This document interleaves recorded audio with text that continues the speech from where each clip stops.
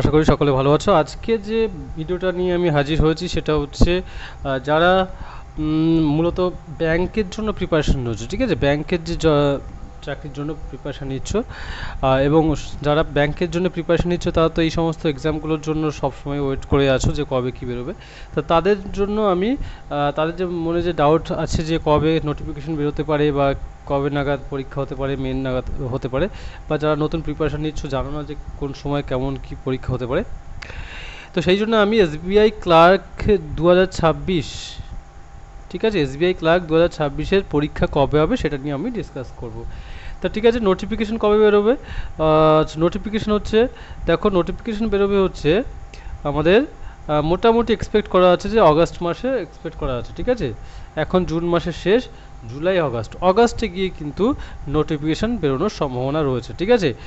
তো দেখো, অনেকে কমেন্ট সেকশনে এরকম কথা বলে যে নোটিফিকেশান বেরোয়নি, এরা যত সব ভিডিও বানাচ্ছে, ঠিক আছে। সেই ধরনের অ্যাসপিরিয়েন্টরা অ্যাকচুয়ালি অ্যাসপিরিয়েন্টই নয়। কেন অ্যাসপিরিয়েন্ট নয় বলছি, যে অনেকে প্রিপারেশান নেয় এবং তারা একটা মোটামুটি এক্স্যাক্ট ডেট না হলেও তারা একটা ধারণা পেতে চায়, কেননা তারা তাদের প্রিপারেশানটাকে, তারা তাদের পড়াশোনার পেজটাকে কন্টিনিউ করতে চায়।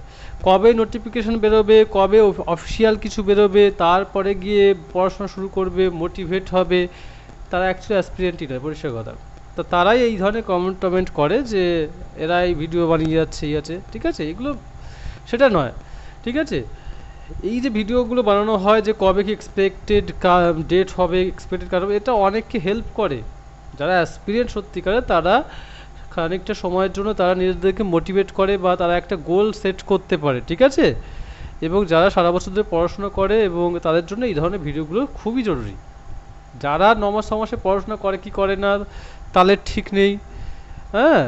ওই কমেন্টস মানে নোটিফিকেশন কবে বেরোবে, সরকার থেকে কবে সরকার বলবে যে হ্যাঁ আজকের পরীক্ষা হবে, আজ এই নোটিফিকেশান দিলাম, তবে তারা পড়াশোনা করবে বা মোটিভেট হবে।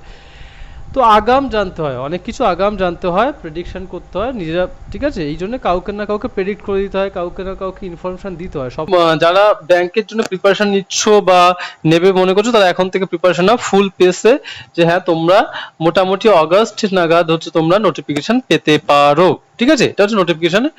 এবার তোমরা জানো যে নোটিফিকেশান বেরোনোর পরে কিছুদিন পরে যারা খবর রাখো, যারা ব্যাংকের জন্য প্রিপারেশান নিচ্ছ আর কি, তারা জানো যে মোটামুটি কোন নাগাদ পরীক্ষা হতে পারে। দেখো সেপ্টেম্বর অক্টোবরের মধ্যে পরীক্ষা, সেপ্টেম্বরের লাস্ট থেকে অক্টোবরের মিড পর্যন্ত তোমরা এক্সপেক্ট করতে পারো যে যদি অঘটন না ঘটে তাহলে এর মধ্যে কিন্তু পরীক্ষা হয়ে যেতে পারে, ঠিক আছে।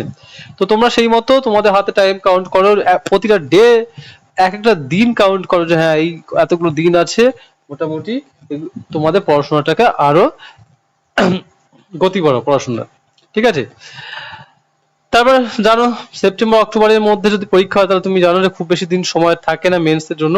তা তুমি এটা আইডিয়া করতে পারো যে নভেম্বরেই তোমার পরীক্ষাটা হয়ে যাচ্ছে, নভেম্বরেই তোমার পরীক্ষা হয়ে যাচ্ছে, ঠিক আছে।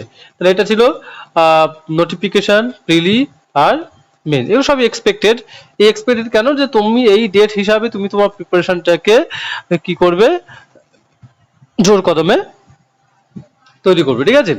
তারপরে দেখো ভ্যাকান্সি কিরকম হতে পারে। দেখো এর আগেও কিন্তু এর চেয়ে বেশি ছিল, তো আমি এটা মোটামুটি এক্সপেক্ট করা হচ্ছে যে হচ্ছে 10,000 তো থাকছেই, 10 থেকে 15,000-এর মধ্যে, ঠিক আছে। আগের বার অনেক 10,000 বেশি ছিল, তো এবারও সেই এক্সপেক্টেড ভ্যাকান্সি কিন্তু 10 থেকে 15,000-এর মধ্যেই থাকছে।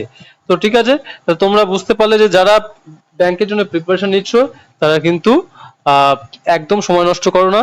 তোমরা মোটামুটি টাইমটা বুঝতে পারছো যে ব্যাংকের যে ক্লারিক্যাল যে ব্যাপারটা রয়েছে, ব্যাংক এসবিআই ক্লার্ক, তার হচ্ছে মোটামুটি আমি ডিটেলসটা দিলাম, এই অনুযায়ী তোমরা প্রিপারেশন নিতে থাকো, ঠিক আছে। আশা করি তোমাদের এটা হেল্প হবে, যারা অ্যাকচুয়ালি অ্যাসপিরেন্ট তাদের আশা করি হেল্প হবে। এবং ভিডিওটা ভালো লাগলে অবশ্যই লাইক করে দিও আর চ্যানেলটাকে সাবস্ক্রাইব করে দিও, ঠিক আছে। ধন্যবাদ।